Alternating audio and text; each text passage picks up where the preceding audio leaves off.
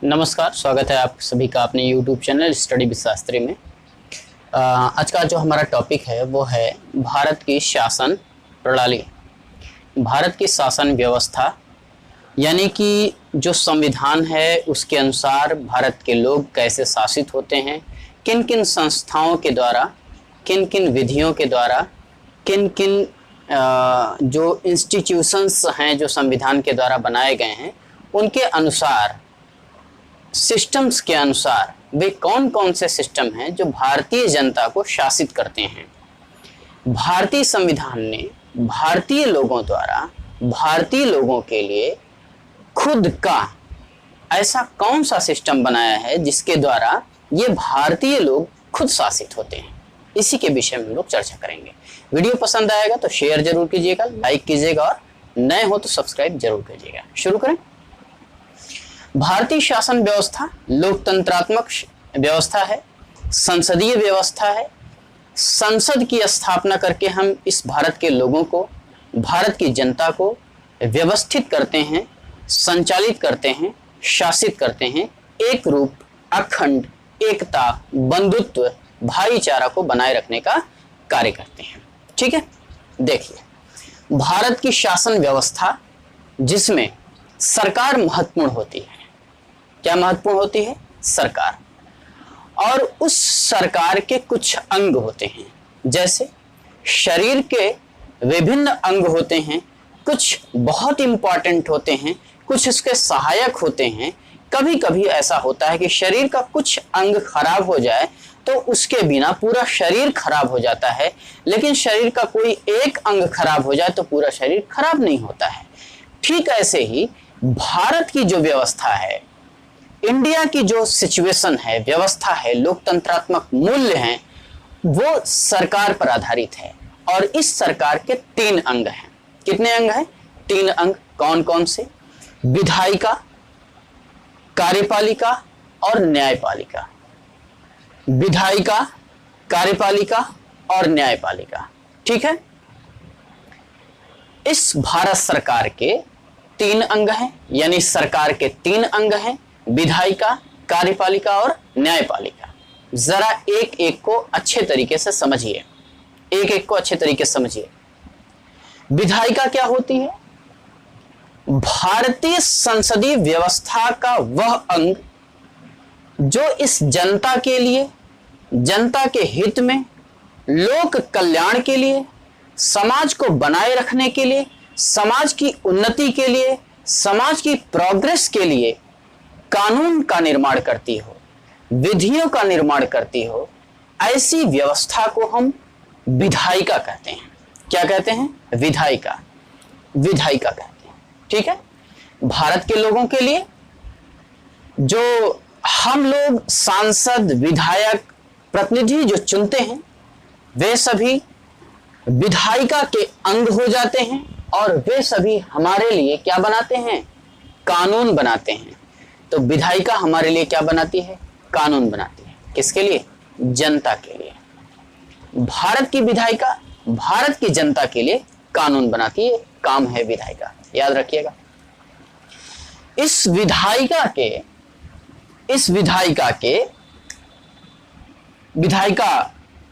आप कह सकते हैं जैसे एक भारत है, देश भारत, और यह भारत राज्यों का समूह है, संघ है। तो 2 स्थिति हो गई।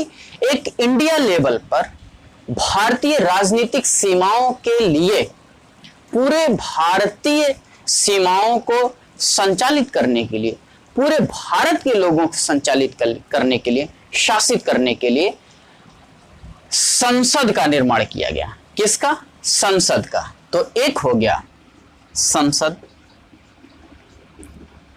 ये भारत के लिए हुआ।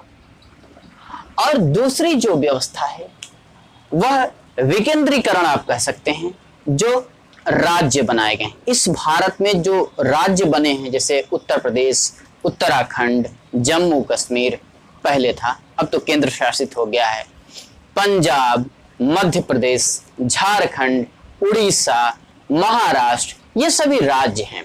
इन राज्यों की भी अपनी सरकारें होती हैं, अपने हर राज्य अपने लोगों को शासित करने के लिए विधानमंडल बनाता है। यानी भारतीय संविधान ने राज्यों को, उन राज्य के नागरिकों को संचालित करने के लिए, शासित करने के लिए, व्यवस्था बनाए रखने के लिए, वहां की कानून व्यवस्था बनाए रखने के लिए विधानमंडल की स्थापना करती है। किसकी?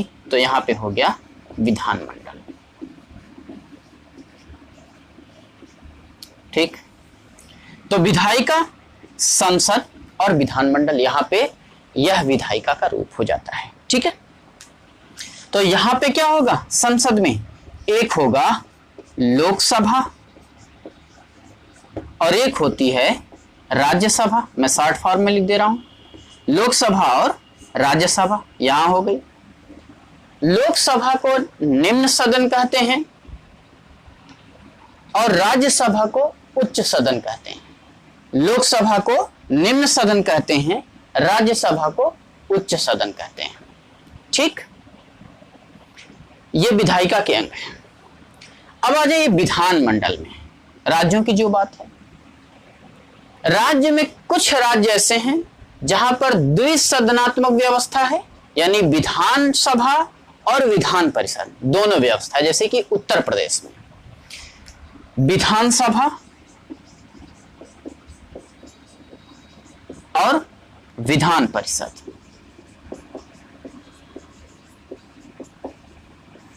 विधानसभा और विधान परिषद। ठीक है, तो ये जो विधानसभा और विधान परिषद है, राज्यपाल के साथ मिलकर के विधानमंडल कहलाता है।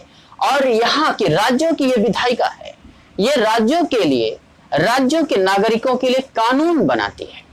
क्या बनाती है? राज्यों के नागरिकों के लिए कानून बनाती है। लेकिन देश के संपूर्ण भूभाग के लिए जो कानून बनाने का काम होता है वो संसद करती है। संसद के कितने पार्ट हो जाते हैं? 3 पार्ट हो जाते हैं। यानी संसद में राष्ट्रपति, राज्यसभा और लोकसभा, ये तीनों मिलकर के विधायिका हो जाती है। यानी राष्ट्रपति, राज्यसभा, लोकसभा तीनों मिलकर के पूरे भूभाग के लिए, भारतीय भूभाग के लिए कानून बनाते हैं। भारत के लोगों के लिए कानून बनाते हैं जो संपूर्ण देश पर लागू होता है। अनुच्छेद 370 जो अभी कुछ दिन पहले जो भारत के गृह मंत्री श्री अमित शाह जी ने इस 370 की धारा को समाप्त किया है, वहां पर पहले भारत द्वारा बनाया गया जो कानून है, कुछ कानून ऐसे थे जो वहां पर लागू नहीं होते थे। लेकिन अब क्या है? अब संपूर्ण देश पर भारतीय संसद द्वारा बनाया गया कानून लागू होगा। ठीक है, पहले जम्मू कश्मीर एक्सेप्शन था। तो ये हो गया विधायिका। क्या हो गया? विधायिका। तो समझ में आ गया ना? विधायिका क्या करती है? कानून बनाने का काम करती है। किसके लिए? देश के नागरिकों के लिए, देश के लोगों के लिए। क्लियर हुआ? अब आ जाते हैं विधायिका के बाद कार्यपालिका पर। कार्यपालिका विधायिका द्वारा बने हुए कानून का पालन करवाती है, लागू करवाती है। क्या कराती है? बने हुए कानून को लागू कराती है। कार्यपालिका का काम क्या है?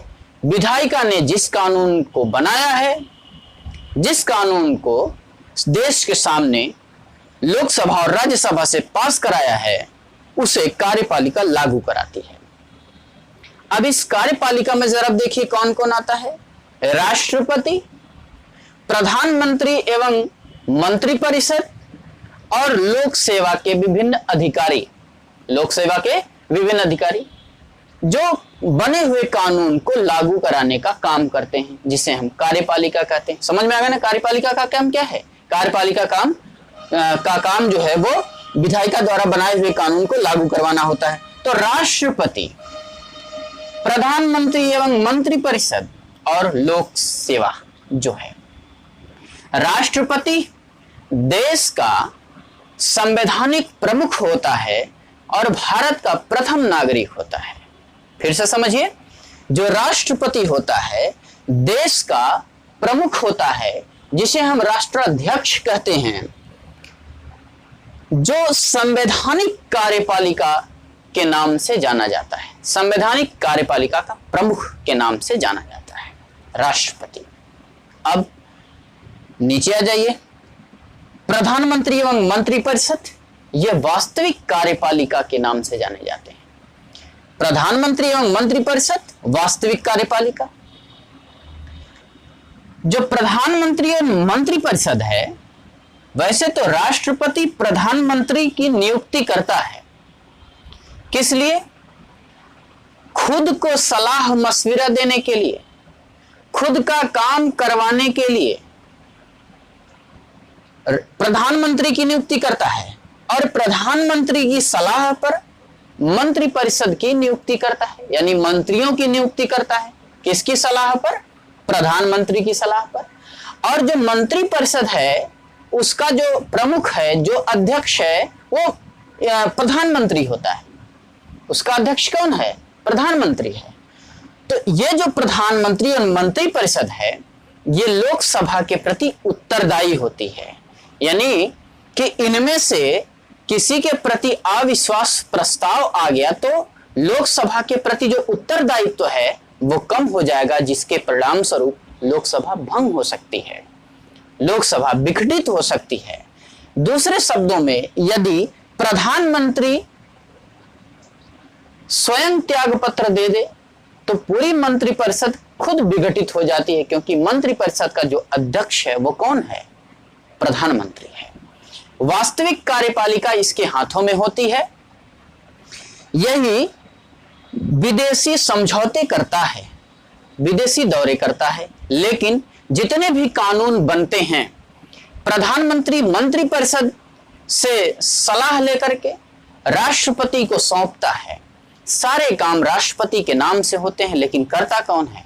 वास्तविक कार्यपालिका प्रधानमंत्री करता ये है, लेकिन सारा काम इसके नाम पे होता है। ठीक है, ध्यान रखिएगा। अब आ जाइए लोक सेवा। लोक सेवा में एक संघ लोक सेवा होती है और एक राज्य लोक सेवा होती है। अनुच्छेद 315 में लोक सेवा आयोग की बात की गई है कि एक ऐसा आयोग होगा जो संघ के लिए, भारत संघ के लिए अधिकारियों की नियुक्ति करेगा। तो 315, जिसमें राज्यों के लिए भी लोक सेवा अधिकारियों के लिए भी नियुक्ति की बात की गई है। ठीक है। वास्तविक प्रशासनिक और कार्यपालिका, स्थायी कार्यपालिका, ये अधिकारी होते हैं। ये हर 5 साल पर इनका चुनाव नहीं होता है।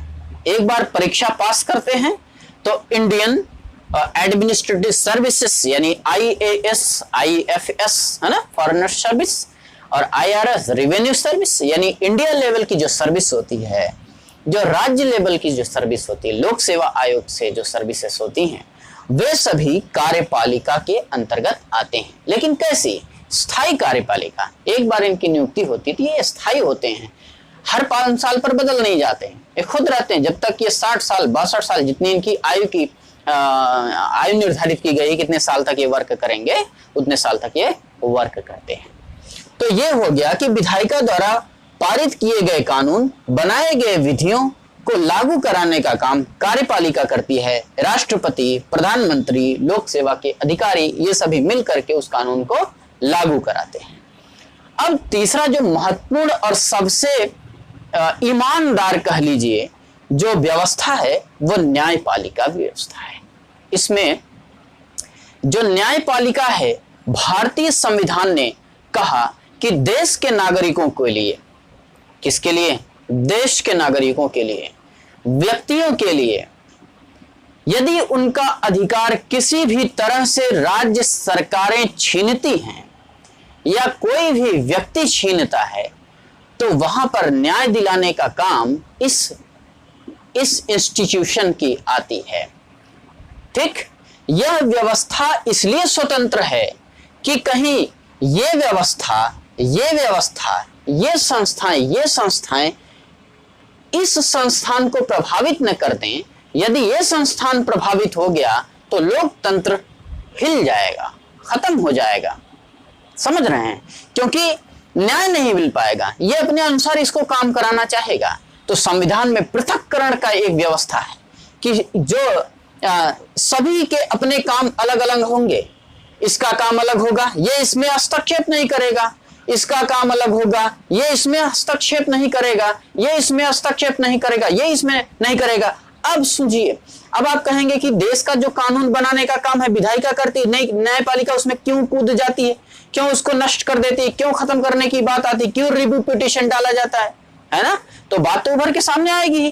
तो जो न्यायपालिका है, जब उसको लगेगा कि इस विधायिका ने संविधान सम्मत, संविधान के अनुरूप, संविधान के किसी प्रावधान के विरोध में यदि वो विधि बनाई गई है, कानून बनाया गया है, तो जहां तक वह विधि और कानून संविधान का विरोध करता हो, लोगों के हित में न हो, तो उसे वह खारिज कर सकता है, निरस्त कर सकता है।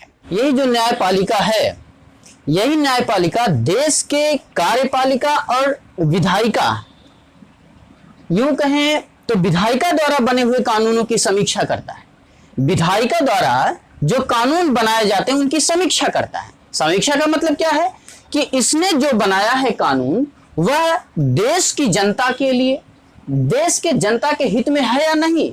अगर है तो ठीक है, अगर नहीं है तो वहां से वह पुनरावलोकन करके उसको नष्ट कर सकती है, वहां से खत्म कर सकती है, उसको शून्य घोषित कर सकती है, उस कानून को रद्द कर सकती है।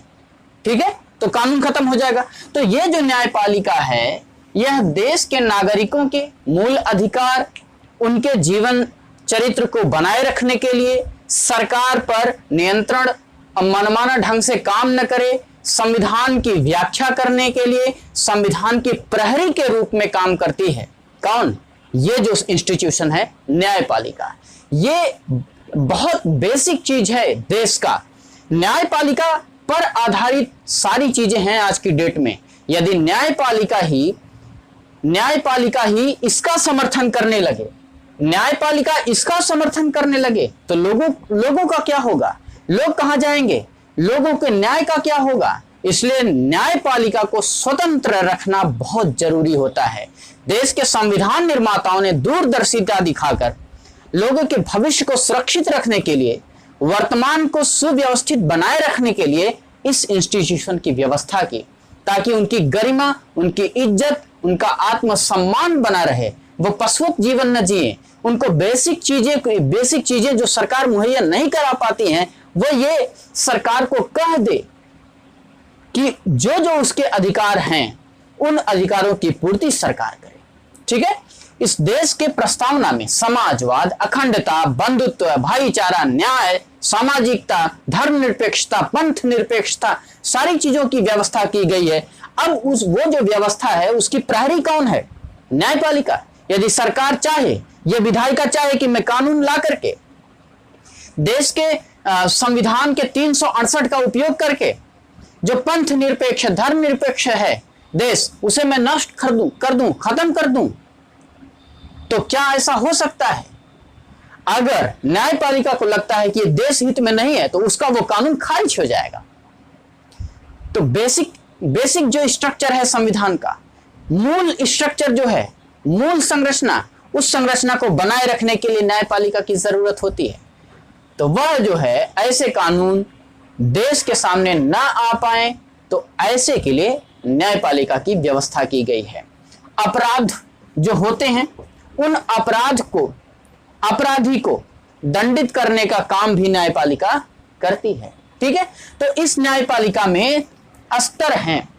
देश के लिए सर्वोच्च स्तर, सर्वोच्च न्यायालय, उच्चतम न्यायालय, जिसे हम सुप्रीम कोर्ट कहते हैं, उसकी बात है। तो न्यायपालिका में सुप्रीम कोर्ट सबसे सुप्रीम होती है। कौन सबसे ऊपर होती है? सुप्रीम कोर्ट, जिसे हिंदी में उच्चतम न्यायालय कहा गया है। संविधान में उच्चतम न्यायालय, सर्वोच्च न्यायालय नहीं कहा गया संविधान, ध्यान रखिएगा, उच्चतम न्यायालय कहा गया है। ठीक है, बात एक ही, चाहे सर्वोच्च न्यायालय कहिए, चाहे उच्चतम न्यायालय कहिए, चाहे सुप्रीम कोर्ट कहिए, बात एक ही है। लेकिन संविधान में सुप्रीम कोर्ट की जो हिंदी है वो उच्चतम न्यायालय है। तो उच्चतम न्यायालय देश के लिए, और जो उच्च न्यायालय है, हाई कोर्ट, उच्च न्यायालय, ये राज्यों में होता है उच्च न्यायालय, और जो जिले में होता है उसे हम बोलते हैं अधीनस्थ न्यायालय। तीसरा हो गया क्या? अधीनस्थ न्यायालय। अधीनस्थ न्यायालय। सुप्रीम कोर्ट ये जो है अंतिम निर्णय देता है देश के लिए। अंतिम निर्णय कौन देता है? Supreme court. कोई व्यक्ति जिसका अधिकार छीना जा रहा हो, जिसके मूल अधिकार पर आघात होता हो, वो सीधे सीधे सुप्रीम कोर्ट में पीआईएल दाखिल कर सकता है, सीधे सीधे सुप्रीम कोर्ट में अपना जो है जा सकता है। ठीक है।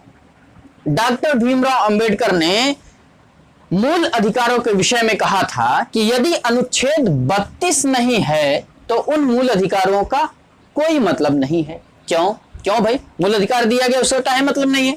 उसका मतलब इसलिए नहीं है कि आपको हम 100 रुपया दे दें, ठीक, लेकिन आपको देने के पश्चात 4-5 लोग आपके साथ आपके आसपास ऐसे हो जो उस रुपए का इस्तेमाल ही ना करने देते हो, तो मैं वो 100 रुपया दे करके आपको क्या किया? कुछ नहीं, कोई मतलब नहीं। तो ठीक इसी प्रकार से ये जो आप दो पोजीशन देख रहे हो ना, विधायिका और कार्यपालिका, ये आपके लिए जो मूल अधिकार है, अब मूल अधिकार छीनने का काम भी यही लोग करते हैं। अगर ये मूल अधिकार छीन लिए, सरकारें छीन लें, तो आपको देने से क्या मतलब है?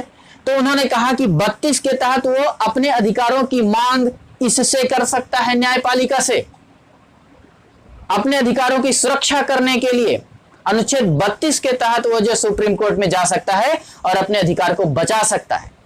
सुप्रीम कोर्ट उसके अधिकारों की रक्षा करती है। संविधान की व्याख्या करने का काम भी सुप्रीम कोर्ट का होता है। अंतिम निर्णय प्रणाली, अंतिम निर्णय व्यवस्था जो सुप्रीम कोर्ट है वो करती है। उच्च न्यायालय क्या है? उच्च न्यायालय राज्य में काम करता है। राज्यों के मुकदमों के लिए उच्च न्यायालय की व्यवस्था की गई, जिसे हम हाई कोर्ट कहते हैं। ठीक है। अधीनस्थ न्यायालय ये होता है जैसे छोटी कोर्ट होती है जिले में, जिला कोर्ट, जिला जज, है ना, तो यहाँ पे बैठते हैं अधीनस्थ न्यायालय में। यहाँ पर लोग दीवानी, फौजदारी, पारिवारिक मुद्दे लेकर के यहाँ जाते हैं। तो यहाँ से अगर मान लीजिए कोई मामला है, यहाँ से आप संतुष्ट नहीं हैं, यहाँ से निर्णय आ गया, यहाँ से आप संतुष्ट नहीं अधीनस्थ न्यायालय से, जिला न्यायालय से, तब आप कहाँ जाएंगे? हाई कोर्ट जाते हैं, अपने राज्य के हाई कोर्ट में जाएंगे। तो हाई कोर्ट में भी आपके विपक्ष में चला गया फैसला, तब आप कहाँ जाएंगे? सुप्रीम कोर्ट जाएंगे। हो सकता है कि सुप्रीम कोर्ट आपको जो है रिलीफ दे दे, आपके पक्ष में फैसला आ जाए। आपने ऐसा कोई कृत्य किया हो कि जिसके आधार पर आपके पक्ष में फैसला जा सकता हो, इसने आपके पक्ष में नहीं दिया, हाई कोर्ट ने नहीं दिया, लेकिन सुप्रीम कोर्ट दे सकता है उसको अगर ऐसा लगता है तो। अधीनस्थ न्यायालय पहला, उसके बाद आप कहां जाते हैं? हाई कोर्ट में। उसके बाद आप कहां जाते हैं? सुप्रीम कोर्ट में। जब आपके मूल अधिकारों का हनन होता है तो आप सीधे सीधे सुप्रीम कोर्ट जा सकते हैं। लेकिन आजकल इतना महंगा हो गया है, सुप्रीम कोर्ट जाना काफी महंगा हो गया है। ठीक है। 20 लाख 25 लाख तो उनकी फीस होती है वकीलों की। यदि आप आपके पास मुकदमे लड़ने की क्षमता नहीं है तो सरकार की तरफ से निःशुल्क विधिक सहायता दी जाती है। सरकारी वकील आपकी तरफ से लगा दिया जाता है, निःशुल्क विधिक सहायता। ये व्यवस्था संविधान ने किया है किसमें? राज्य के नीति निर्देशक तत्व, राज्य के नीति निर्देशक तत्व में एक अनुच्छेद है, उसके तहत आपको निःशुल्क विधिक सहायता की व्यवस्था की गई है। लोक कल्याणकारी राज्य बनाने के लिए राज्य के नीति निर्देशक तत्व की स्थापना हुई थी, उसको लाया गया था। तो उसी में यदि कोई ऐसा गरीब आदमी जिसके पास पैसा नहीं है, मुकदमा लड़ने की क्षमता नहीं है, तो सरकार उसकी मदद करती है कि चलिए भाई हम आपकी तरफ से सरकारी पैरवी करेंगे सरकार के वकील को लगा करके। ठीक है। तो ये जो न्यायपालिका है, यह न्यायपालिका कार्यपालिका और विधायिका को कभी कभी निर्देशित भी करती है कि कहीं भी यदि इस देश में कानून थोड़ा सा भी लोगों के विरोध में है, संविधान के विरोध में है, संविधान के किसी भी अनुच्छेद का हनन करता है तो उसे वह खारिज कर सकता है, शून्य घोषित कर सकता है। ठीक है, तो यह हो गया सरकार के अंग, जिसके तहत इस देश की जनता शासित होती है, संचालित होती है, सुव्यवस्थित होती है और एक रूप में बनी हुई होती है, जिसकी संस्कृति, सभ्यता और उसकी सूरज बनी हुई होती है। इस देश की अखंडता, बंधुत्व, भाईचारा, समाज व्यवस्था, पंथ निरपेक्षता, धर्म निरपेक्षता को बनाए रखने के लिए सरकारें आती हैं। उन सरकारों में कार्यपालिका, न्यायपालिका और विधायिका आते हैं। लास्ट में मैं एक बार आपको रिव्यू दिखाता हूं। जो विधायिका है वो कानून बनाती है, कार्यपालिका उसको लागू करती है, न्यायपालिका ये देखती है कि जो विधायिका ने, कार्यपालिका ने किया है क्या वह न्याय संगत है, क्या वह संविधान के अनुरूप है। यदि है तो चलने दिया जाए, कोई दिक्कत नहीं है। यदि वह न्याय संगत नहीं है, यदि वह संविधान सम्मत नहीं है, तो उस कानून को शून्य घोषित कर सकती है। यह हमारे देश का राज्य व्यवस्था है, यह हमारे देश का भारतीय शासन व्यवस्था है, जिसके तहत देश शासित होता है, चलता है। ठीक है, तो वीडियो पसंद आए तो जरूर लाइक ठोकिएगा, नए हो सब्सक्राइब कीजिएगा और लोगों को जागरूक करने के लिए इस वीडियो को जरूर भेजिएगा उनके सामने, ताकि वो भी देख करके सीखें। मिलते हैं अगले वीडियो में, तब तक के लिए नमस्कार, जय हिंद।